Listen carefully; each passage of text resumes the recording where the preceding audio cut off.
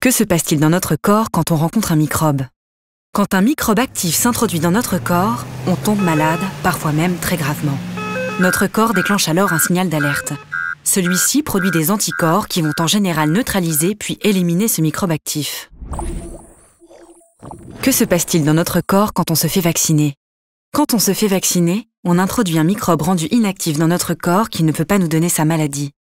Cependant, le corps le détecte comme un vrai microbe actif et déclenche le signal d'alerte. Le système de défense crée alors des anticorps pour le neutraliser puis l'éliminer. C'est à partir de ce moment que l'on est protégé contre ce microbe. Durant notre vie, si nous rencontrons à nouveau le microbe, il est tout de suite reconnu et éliminé par les anticorps. La maladie ne se développera pas. Il est parfois nécessaire d'effectuer des rappels pour rester protégé. Pourquoi la vaccination est-elle importante pour nous et pour les autres? En plus de nous protéger, la vaccination agit comme un bouclier pour les personnes les plus fragiles qui nous entourent, comme les bébés trop jeunes pour être vaccinés, les femmes enceintes, les personnes âgées ou les malades. Prenons un exemple pour mieux comprendre.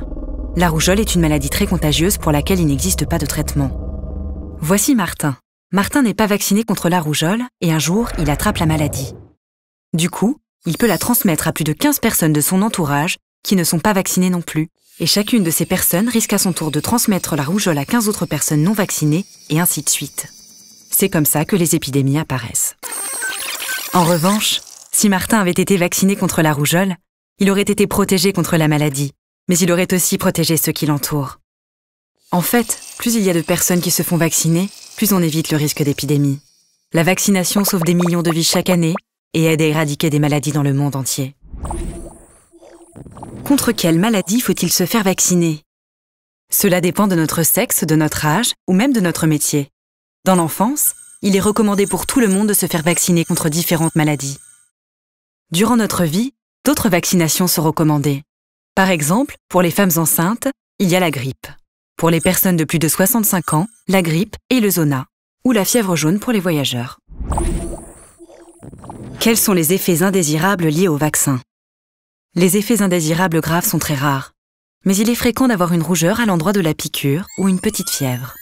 Ces effets sont minimes par rapport aux maladies évitées. Comment savoir quel vaccin on doit faire?